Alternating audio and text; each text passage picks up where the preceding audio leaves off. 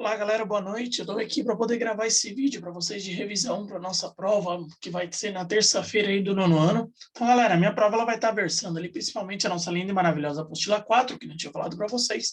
E ali são as aulas, que são as aulas de número... Deixa eu confirmar só aqui. As aulas de número 15 e 16. E as aulas, que são as aulas da mesma apostila, né? São as aulas 17 e 18, beleza, galera? O que acontece, tá bom? Eu vou estar trabalhando com vocês aqui uma revisãozinha bem básica para a gente poder avançar, né? Ter uma ideia ali em relação ao que vai cair na prova. Galera, a prova ela vai estar bem básica, em si não vai estar muito complicada, mas é interessante que vocês prestem bastante atenção aqui na revisão para conseguir tirar todas as suas dúvidas. Essa prova ela vai versar principalmente sobre eletrodinâmica. Então, o que acontece? A gente tem que lembrar quais são as principais características existentes ali na eletrodinâmica. Então, para eu falar de eletrodinâmica para vocês, eu tenho que definir primeiro o que é corrente elétrica, tá bom, galera? Então, o primeiro tema ali vai estar falando sobre corrente elétrica. E corrente elétrica é nada mais, nada menos que movimento de elétrons. Se eu tiver um movimento de elétrons ali ordenado, né, é claro e evidente, né, a gente debateu essa situação, ele tem que ser um movimento que é um movimento ordenado de elétrons. Se eu tiver isso, eu tenho carga, eu tenho ali eletricidade e aí eu tenho corrente elétrica. Galera, cuidado, tá? Nas fórmulas, a corrente elétrica ela é representada pela letra I e a sua fórmula de cálculo principal é a seguinte, tá? A corrente elétrica dada pela letra I,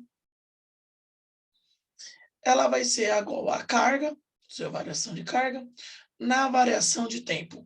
Especificamente, eu não estarei usando essa fórmula na minha prova, mas vocês têm que ver que eu preciso ter a ideia aqui sobre a unidade de medida.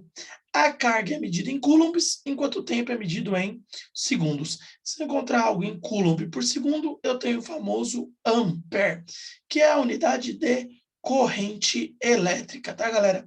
Não pode esquecer, você vai ver algo parecido assim, ó, 10 amperes ou 20 amperes. Apareceu isso, já tem que denotar logo de cara que eu estou falando de corrente elétrica. Outra coisa extremamente importante que vai aparecer na minha prova é o conceito de tensão elétrica, ou também chamada de DDP, diferença de potencial, tá, galera? Ela é uma coisa que é necessária para que exista corrente elétrica. Não existe corrente elétrica se não tiver diferença de potencial. Isso é extremamente importante. Você vai reconhecer ela por causa da unidade, que é a unidade volts, que é aquilo que aparece na sua tomada, tá? Então, se eu estou falando de tensão elétrica, que é representado nas fórmulas pela letra, que é a letra U, eu vou falar que ele é medido em volts. E aí vai aparecer ali para você, no meio das fórmulas, algo do tipo assim, tá? 20 volts. Apareceu que é 20 volts, você já sabe que você está medindo ali a tensão elétrica. A próxima questão importante que aparece aqui é a tal da resistência elétrica. Lembrando, né, galera, o que é resistência elétrica? Resistência elétrica ela vai ser nada mais, nada menos do que a dificuldade que os elétrons têm para poder andar dentro de um certo material, tá bom? Ela vai ser calculada como a tensão dividido pela corrente, a famosa lei de Ohm. Então, é tensão dividido por corrente. Se eu falar para você tensão dividido por corrente elétrica, eu vou ter ali a resistência elétrica. Galera, sempre seguindo o padrão do sistema internacional. Tensão deve estar em volts, enquanto a corrente deve estar em ampere. Teve lá, volt por ampere, você ganha uma unidade de medida nova, chamada de ohm. O ohm, que utiliza essa letra grega, ela é a unidade de resistência elétrica. Lá na minha revisão, dá uma olhada lá na prova, que eu vou estar cobrando. Essa fórmula vale várias vezes. E se for ver ela por letras, ela vai aparecer assim, ó. R é igual a U dividido por I. Tudo bem? Isso daqui seria ali a primeira parte da minha prova. Vai trabalhando 2, 3 exercícios sobre isso, tá bom? Agora, a segunda parte da minha prova, ela vai estar trabalhando com vocês ali as maneiras como eu posso associar a corrente elétrica e a resistência elétrica, tá bom? Ou seja, a maneira como eu posso associar aparelhos dentro de um circuito. Dentro do circuito, para poder associar aparelhos, galera, eu tenho dois tipos de associação possível. A primeira delas é chamada associação em série. Galera, nesse tipo de associação, eu tenho uma fonte de tensão, esse é o símbolo universal para a fonte de tensão. Ele tem um pauzinho aqui positivo, enquanto eu tenho outro pauzinho que ele é negativo. Esses daqui que eu estou colocando são os fios. Sempre que eu coloco um fio, logo em seguida eu venho um resistor. Coloquei o resistor lindo e maravilhoso e depois coloquei um segundo resistor. Associei dois resistores em série. Por que eu sei que eles estão em série? Porque eles são percorridos ambos pela mesma corrente. A corrente aqui, ela só tem um caminho para percorrer. Ela sai daqui, ela sobe, passa por cima, passa pelo meu primeiro resistor, eu vou chamar ele de R1. Passa pelo meu segundo resistor, vou chamar ele de R2, fecho a minha volta, retorno até aqui, e aí agora eu posso falar que o meu aparelho está ligado. Sempre que eu tenho ali uma associação em série, a resistência equivalente dessa associação, ela vai ser igual à soma das resistências. Então, isso aqui é bem fácil e bem simples, tá bom? O que eu não posso esquecer, uma associação em série, a corrente, ela é constante, ou seja, ela sempre tem o mesmo valor, passa ali, ó, sempre pelo mesmo, enquanto a tensão, ela é dividida. Então, não esquece isso, isso vai ser importante ali na minha prova, você associar se algo está em série ou não. O outro tipo de circuito muito clássico também é o circuito chamado circuito paralelo. Galera, o paralelo ele vai ter um outro tipo de distribuição, então muito cuidado com isso, tá? Aqui, ó, tá o nosso circuitinho que ele é paralelo, tá bom? O que acontece? Eu vou ter ali de novo a minha fonte de tensão, sempre obrigatório. Sem fonte de tensão, o aparelho não liga. Então, positivo e negativo. Aqui em cima positivo, aqui embaixo negativo. E agora eu estou associando aqui um fio, um resistor, um segundo resistor. Então, tá ali R1, fechei ele. Aqui coloquei do outro lado, tá lá também R2, fechei o outro. Então, eu tenho aqui, ó, dois resistores, um de cada lado. O que vai acontecer aqui? A corrente ela vai vir, só que aí quando ela chega aqui, ó, ela precisa tomar uma decisão. Então, em termos, ela desce uma parte da corrente, e a outra parte ela passa, e 2. Então, acontece, cada resistor recebe uma corrente diferente. Quando chega aqui embaixo, as duas se unem e voltam a ser I total. Então, o que acontece? Ele é um tipo de associação que a gente fala que é uma associação que ela é independente. Como assim independente? Um aparelho não depende do outro. Nesse tipo de associação, galera, o que vai ser importante? É importante a gente ver como é que a gente calcula ali esse equivalente. Ele vai ter 3 métodos. O primeiro é o mais clássico, é o que é utilizado para qualquer tipo de situação, ele vai ser 1 sobre a resistência equivalente, é igual a 1 sobre R1, mais 1 sobre R2. Caso eu tenha ali duplas de resistências, eu posso fazer um joguinho para ficar mais fácil. A resistência equivalente, ela vai ser igual a R1 vezes R2, dividido por R1 mais R2. Isso caso eu tenha um jogo com uma dupla de resistências. E a terceira situação é caso elas sejam iguais, que aí eu posso falar que a resistência equivalente é igual a R sobre N. Importante, onde N é o quê? N é o número de resistores que eu tenho. Essa associação linda e maravilhosa, ela é chamada de associação em paralelo. Associação paralela, tá bom? Ela vai estar lá. Ok, aqui a gente conseguiu ter uma ideia e a partir daí a gente consegue trabalhar os nossos circuitos. É importante você dar uma revisada nos exercícios, como é que você trabalha esse tipo de ideia, tá, galera? É importantíssimo isso. Agora, tá, continuando esse debate, isso que eu venho trazendo aqui para vocês, eu tenho que trazer a terceira parte da minha prova, que fala sobre os lindos e maravilhosos medidores elétricos.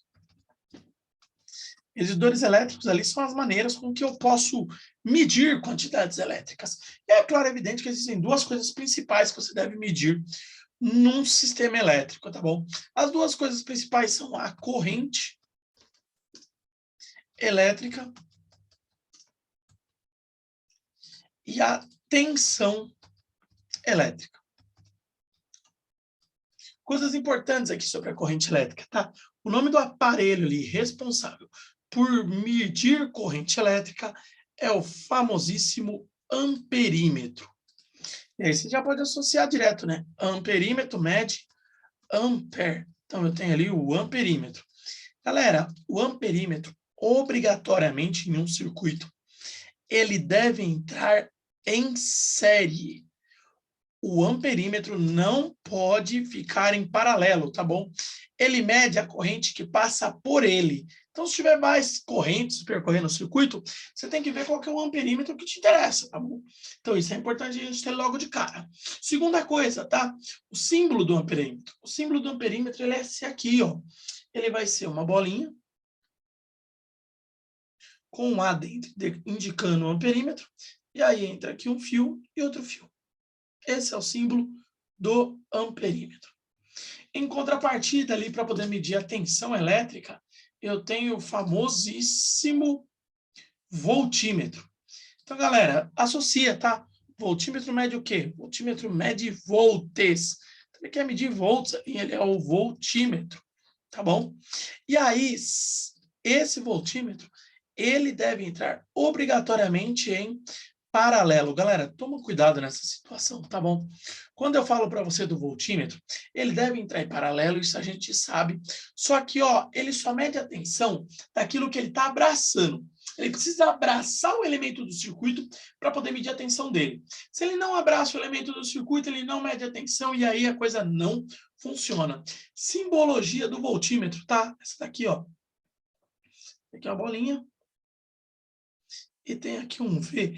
Isso daqui é o voltímetro. Então, eu tenho aqui, ó, amperímetro e eu tenho o voltímetro. Os dois aparelhos muito importantes. Esses dois aparelhos, quando eles são encontrados juntos, ou seja, em um aparelho só, a gente dá o nome desse aparelho de multímetro. Galera, o que vai ser um multímetro, tá bom? Ele vai ser o aparelho que tem a capacidade de medir essas duas coisas ao mesmo tempo. Não ao mesmo tempo, na verdade, você gira ali a chavinha e escolhe o que você mede numa hora, o que você mede em outra. Então, essa é a ideia que eu estou falando aí para o nosso tal de multímetro, tá bom? O multímetro é um aparelho que ele consegue medir os dois. Na minha prova, eu vou ter ali circuitos, onde eu vou perguntar onde é que está passando, qual que é a tensão que o voltímetro mede. Vai ter circuitos que eu vou pedir qual que é a tensão que o amperímetro está medindo. Então vai depender ali, galera. Você tem que saber o que vai ter para calcular. Olha nos exercícios, não esquece. A terceira e última parte da minha prova, uma parte importante, mais fácil, é a chamada potência elétrica. Galera, quando eu trabalhei potência com vocês lá no 7º ano, eu trouxe a ideia que a potência ela é energia. E aí, cuidado, tá bom?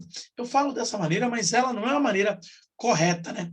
É energia gasta em certo tempo. E é por isso que eu deixo ela em parênteses.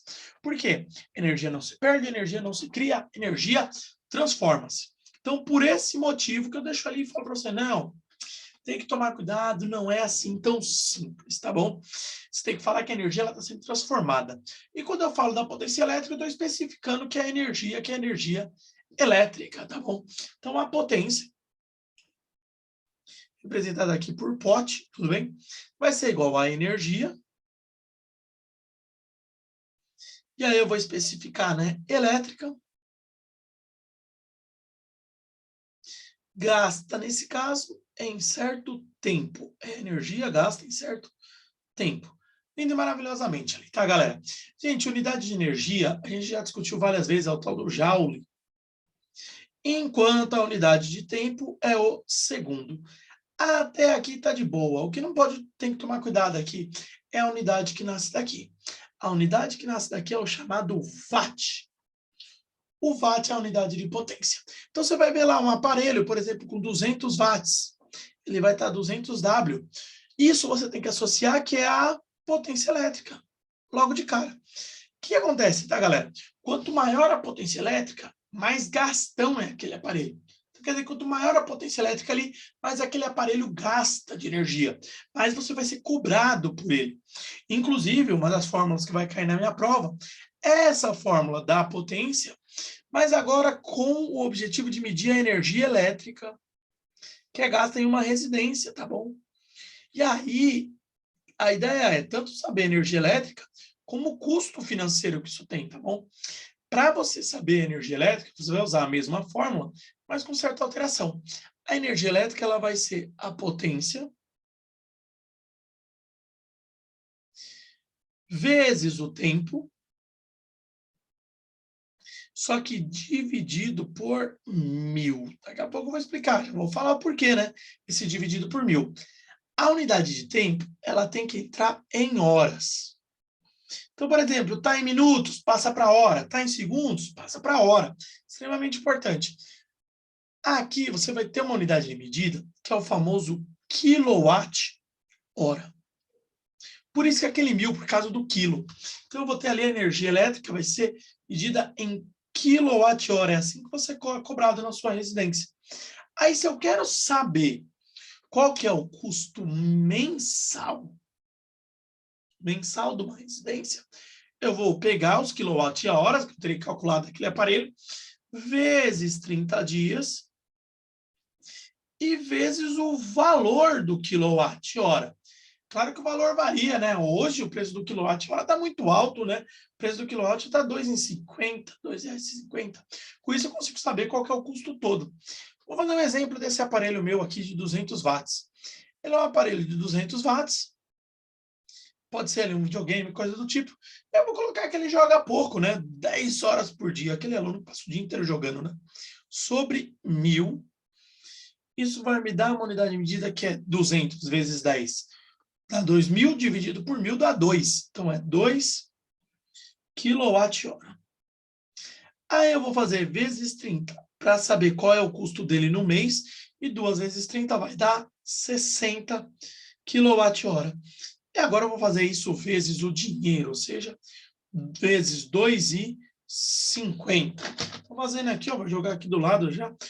60 vezes 2,50. Isso aqui vai dar R$150. Então, quer dizer que nos dias de hoje, né, do jeito que está aí a conta de energia, isso aqui vai dar R$150. Então, esse daqui é o cálculo da conta de energia.